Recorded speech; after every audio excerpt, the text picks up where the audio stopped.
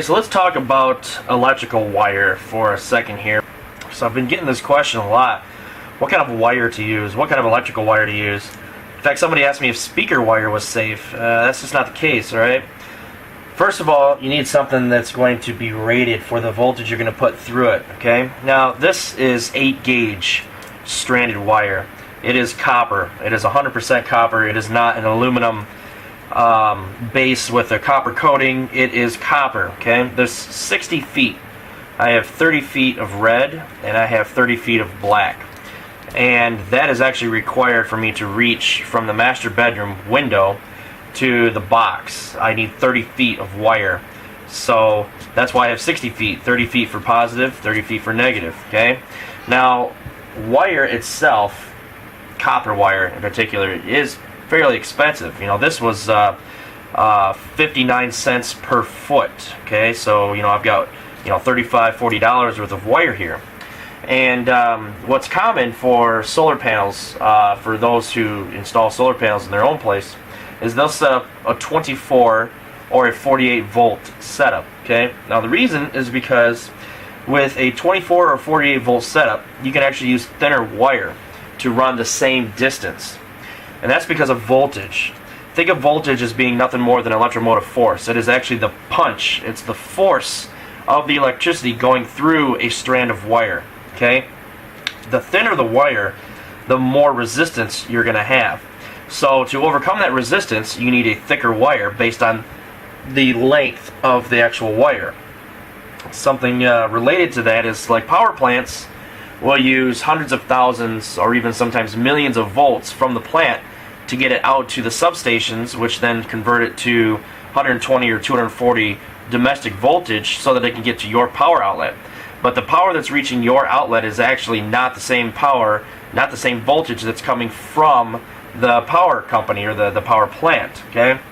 The reason is because they would need an enormous amount of wire, really thick wire. You know, we're talking feet and feet and feet thick to get 120 volts, 240 volts, whatever, from the power station actually to your outlet. It's just not practical.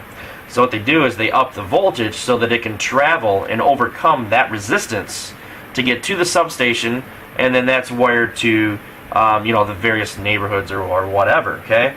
It's the same principle for solar panel wiring. Whether it's DC or AC, doesn't really matter. The electromotive force has to be able to overcome the resistance in the wire. The thinner the wire, the more resistance per foot. So, in my case, I have a 30-foot strand of positive and negative wire. Now, I'm only going to be running initially 5.5 amps through it, but I am going to be running up to 15 amps, okay? The amperage is not my concern. My concern is voltage, okay? On the main MPPT tracking, so full tracking on the solar panels that I have, I'm going to be putting out a maximum of 18 volts per panel, okay? So that 18 volts translates into what is actually going to be charging the battery, okay? Now, if I were to use, let's say, 12 gauge wire, you know, and I'm approximating here, if I were to use a 12 gauge wire for 30 feet, I would lose approximately 10% or 1.8 volts of electricity or electromotive force from the panel to the actual charge controller, or the inverter in my case as well. So in order to overcome that, I need thicker wire, okay? So it's not so much the amperage that I've got going through here. In fact, this wire here per foot will handle approximately 50 to 60 amps without a problem. It's the voltage that I'm worried about. I don't want the voltage to drop to the point where it's not actually going to charge the battery. You also want to make sure that, you know, with resistance generates heat, okay? So if you have, you know, 20, 30 volts going through and you've got super, super thin wire, especially when amperage is involved, you've got 100 amps or something going through such a small wire, it's going to end up burning up that wire and causing a fire. So while I could get away with 10 gauge wire running from the master bedroom all the way to the box, I decided to go with 8 gauge just for my own peace of mind, okay? I highly recommend you err on the side of caution, get something that's just slightly more than what it's rated for. You never know. And, you know, this is 8 AWG, so American Wire Gauge standard copper. This is 100% copper. This is not a copper-coated aluminum wire. This is 100% copper. So this is the best wire that you could possibly get, and that's exactly what I want. So when you are looking at distance, you actually the number of feet, you also want to consider the size of the wire. If you have a really short wire that's going to carry a little bit of amperage, you're probably not going to lose all that much. But when I have 30 feet, that electromotive force has to overcome the resistance of this 30 feet strand of wire. So in order to help overcome it, I need a thicker wire to reduce the resistance. Alright? There's plenty of information on the internet about this topic. You can find it. In fact, there's calculators out there.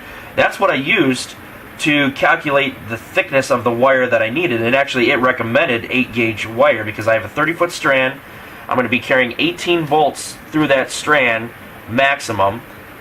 So with that 18 volts, in order to stay within a 17 to 18 volt range to help charge a maximum of a 14.5 volt battery, then an 8-gauge wire is recommended. As I said, I could get away with 10-gauge, but I decided to go with 8-gauge to weigh on the side of caution.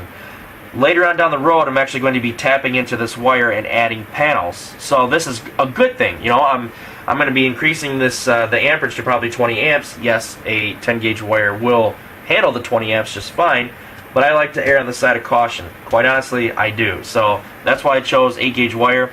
But you know, if you're getting into solar energy and you don't want to spend a whole bunch of money on wire, well then you can wire it up into 24 volts, 48 volts, so it has more punch, so it can overcome smaller wire. Okay, as long as the amperage does not exceed the rate of this wire, and this wire will handle, you know, 50 to 60 amps or so.